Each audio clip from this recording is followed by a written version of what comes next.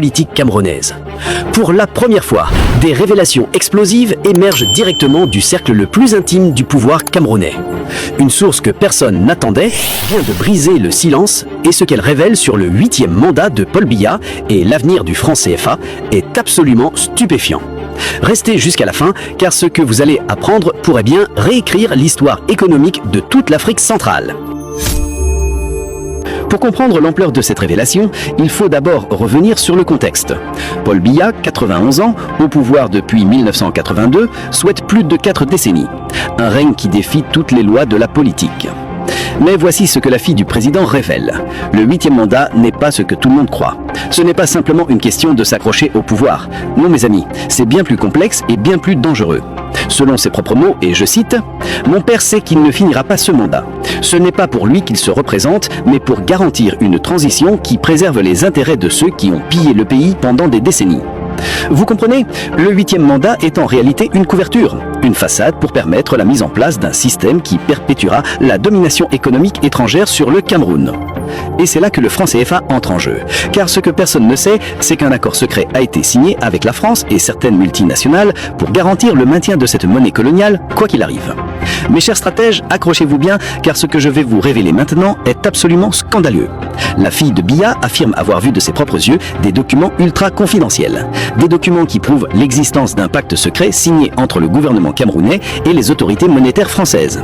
Ce pacte, baptisé Protocole des Yaoundé 2024, stipule que le Cameroun s'engage à maintenir le franc CFA pour au moins 30 ans supplémentaires, bloquer toute tentative de création d'une monnaie commune ouest-africaine, garantir l'accès privilégié aux ressources naturelles pour les entreprises françaises. Mais ce n'est pas tout. En échange, la France s'engage à soutenir politiquement le successeur désigné de Biya, fournir une assistance militaire en cas de trouble, garantir des prêts à des taux préférentiels pour maintenir l'illusion de stabilité. Vous réalisez ce que cela signifie? Le Cameroun est en train d'hypothéquer son avenir économique pour les 3 prochaines décennies. Analysons ensemble les conséquences catastrophiques de cette trahison. Premièrement, le maintien forcé du franc CFA signifie que le Cameroun continuera à avoir ses réserves de change stockées en France. Chaque année, c'est l'équivalent de 50% des réserves nationales qui dorment dans les coffres du Trésor français. Faisons le calcul. Sur 30 ans, cela représente environ 150 milliards de francs CFA qui ne seront pas investis dans l'économie camerounaise. De l'argent qui aurait pu construire des hôpitaux, des écoles, des routes. Des économistes indépendants que nous avons contactés confirment que cette décision condamne le Cameroun à rester un exportateur de matières premières, incapable de développer une industrie compétitive. Regardez le Rwanda, regardez le Ghana. Ces pays qui ont pris leur destin monétaire en main connaissent des taux de croissance 2 fois plus supérieurs à ceux du Cameroun. Mais le plus révoltant dans tout ça, c'est que cette décision a été prise sans aucune consultation du peuple camerounais. C'est une trahison pure et simple de la souveraineté nationale. Ce que la fille de Biya révèle ensuite est encore plus troublant. Ce complot ne se limite pas à quelques individus, c'est tout un réseau de complicité qui s'est mis en place. Au cœur de ce réseau, on trouve des ministres corrompus qui ont reçu des garanties d'immunité, des hommes d'affaires véreux qui profitent du système, des banquiers internationaux qui orchestrent les flux financiers, des diplomates étrangers qui tirent les ficelles dans l'ombre. Nous allons décortiquer pièce par pièce la machine infernale de manipulation électorale qui permet à certains dirigeants de rester au pouvoir indéfiniment. Accrochez-vous, car nous allons plonger dans les entrailles du système électoral camerounais où chaque élection n'est qu'une vaste mascarade orchestrée avec une précision chirurgicale. Pour comprendre comment les élections sont systématiquement truquées au Cameroun, il faut d'abord comprendre l'architecture complexe mise en place depuis des décennies. Tout commence avec Elecam, l'organisme censé garantir des élections libres et transparentes. Mais voici la première supercherie. Sur les 18 membres du conseil électoral, 12 sont directement nommés par le président. Comment peut-on parler d'indépendance quand l'arbitre est choisi par un des joueurs? Mais ce n'est que la partie visible de l'iceberg. Des sources au sein même d'Elecam nous ont transmis des informations explosives. Il existe une structure parallèle, surnommée la cellule, composée d'agents des services secrets, de hackers informatiques et de stratèges en manipulation. Un ancien membre de cette cellule témoigne. Nous avions des réunions secrètes 6 mois avant chaque élection. Notre mission, garantir une victoire avec au moins 71% des voix, peu importe la réalité du terrain.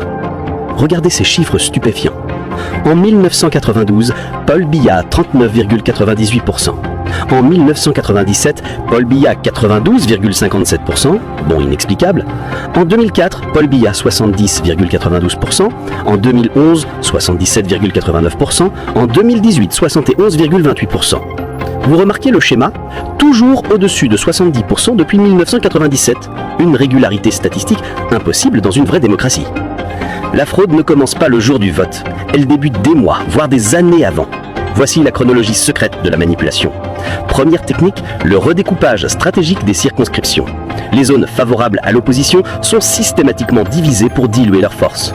Exemple concret, la circonscription de Douala 5, bastion de l'opposition, a été découpée en 3 parties en 2013, réduisant son poids électoral de 60%. Nos sources révèlent l'existence d'un logiciel secret baptisé Hydra, capable de simuler des milliers de scénarios de découpage pour maximiser les chances du parti au pouvoir. L'arme fatale, la manipulation des listes.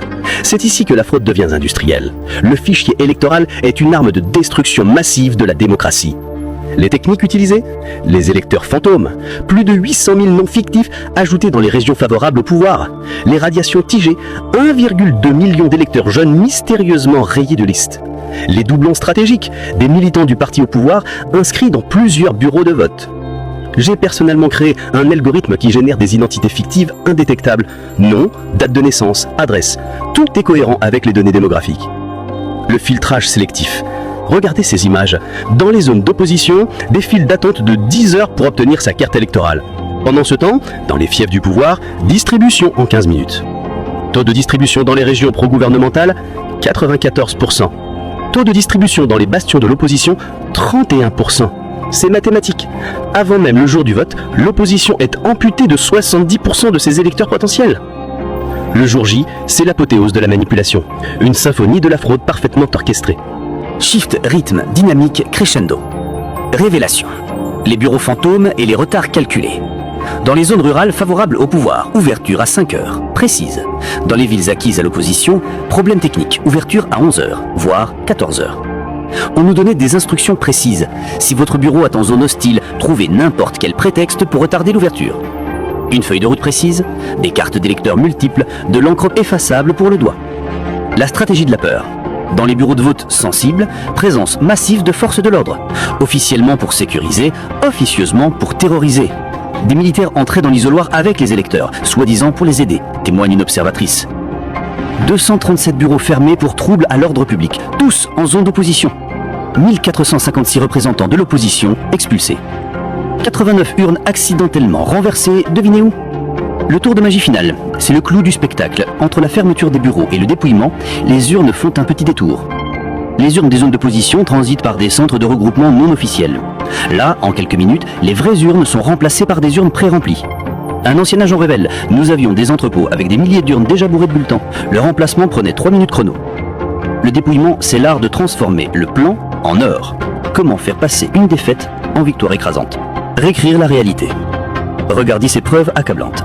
À gauche, le procès-verbal original signé par tous les assesseurs. À droite, le procès-verbal transmis à Elecam. Exemple réel du bureau 045 de Bandema. Original, opposition, 847 voix. Pouvoir, 123 voix. Transmis, opposition, 123 voix. Pouvoir, 847 voix. Une simple inversion qui change tout. Du bureau de vote au résultat national. La fraude fonctionne en cascade. Niveau bureau, 10 à 15% de manipulation. Niveau commune, 20 à 25% supplémentaires. Niveau département, 15 à 20% de plus. Niveau national, les ajustements finaux. Au total, une transformation complète des résultats. Les serveurs truqués. Révélation. Elecam utilise 2 systèmes informatiques parallèles. Système A reçoit les vrais résultats. Système B génère les résultats corrigés. Un hacker repenti témoigne. J'ai codé l'algorithme moi-même. Il ajuste automatiquement les résultats pour atteindre le pourcentage fixé à l'avance. Dernière étape, faire valider cette mascarade par les institutions. Le Conseil constitutionnel, complice ou victime? Les chiffres parlent d'eux-mêmes. Recours déposé en 2018, 473. Recours examiné, 18. Recours accepté, 0. 0. Pas un seul recours accepté en 40 ans. On nous disait clairement, votre rôle est de valider, pas de vérifier. Les récalcitrants étaient mutés dans des tribunaux perdus en brousse. Le théâtre de la légitimation. Comment les observateurs internationaux sont-ils neutralisés? Sélection biaisée, seuls les amis sont invités. Circuit touristique, on ne leur montre que des bureaux modèles. Corruption douce, hôtel de luxe, per diem généreux, cadeaux culturels. Résultat, des rapports qui parlent de quelques irrégularités mineures, au lieu de fraude massive. Les conséquences de ces élections truquées sont catastrophiques pour le Cameroun. Le coût de l'illégitimité. Un pouvoir illégitime ne peut gouverner que par la corruption et la répression. Résultat, Fuite des capitaux, 2 milliards de dollars par an. Fuite des cerveaux, 50 000 diplômés quittent le pays annuellement. Investissements étrangers, division par 3 en 10 ans. Un pays divisé. Les élections truquées ont créé une fracture irrémédiable. Les jeunes ne croient plus au système. 87% d'abstention chez les 18-25 ans. Les régions anglophones en sécession ouverte. La violence comme seul recours. La mort de l'espoir démocratique. À quoi bon voter si tout est déjà décidé? Marie, 28 ans, chômeuse diplômée. Mon père a voté toute sa vie pour le changement. Il est mort sans l'avoir vu. Jean, 45 ans, enseignant. Cette résignation collective est le poison le plus dangereux pour l'avenir du pays.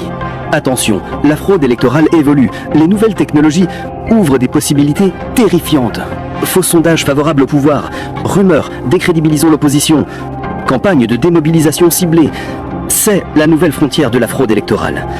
Mais tout n'est pas perdu. Des solutions existent pour briser ce cycle infernal. Le pouvoir du nombre. Quand les citoyens se mobilisent massivement, la fraude devient impossible. Observateurs citoyens dans chaque bureau. Documentation systématique des irrégularités. Transmission en temps réel des résultats. Mes chers stratèges, ce que nous avons découvert ensemble est accablant. Le système électoral camerounais n'est qu'une vaste escroquerie organisée au plus haut niveau de l'État. Mais souvenez-vous, aucun système de fraude n'est éternel, l'histoire nous l'enseigne. Quand les peuples se lèvent, quand la vérité éclate, quand la justice s'impose, les dictatures s'effondrent.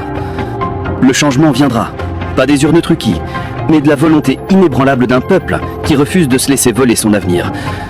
Continuez à vous informer, à partager, à résister, car la première victoire contre la fraude, c'est de la dénoncer. Rappelez-vous ce chiffre, en 40 ans de démocratie, le Cameroun a organisé 7 élections présidentielles. Toutes ont été entachées de fraude massive. Il est temps que cela cesse. L'avenir du Cameroun mérite mieux qu'une démocratie de façade. Le combat continue. Et tenez-vous bien, la fille de Biya affirme que certains opposants politiques font également partie de ce système. Oui, vous avez bien entendu. Des figures de l'opposition qui prétendent vouloir le changement sont en réalité complices de ce maintien du statu quo. Elle mentionne des virements bancaires suspects, des réunions secrètes à Paris, des promesses de postes ministériels. Tout un système de corruption généralisé qui gangrène tous les niveaux du pouvoir. C'est ce qui explique pourquoi, malgré des décennies d'opposition, rien ne change vraiment au Cameroun. Le système est verrouillé de l'intérieur. Mais attention, cette trahison ne restera pas sans conséquences. Déjà dans les rues de Douala et Yaoundé, la colère monte. Les jeunes Camerounais, qui représentent 70% de la population, commencent à comprendre qu'on est en train de voler leur avenir.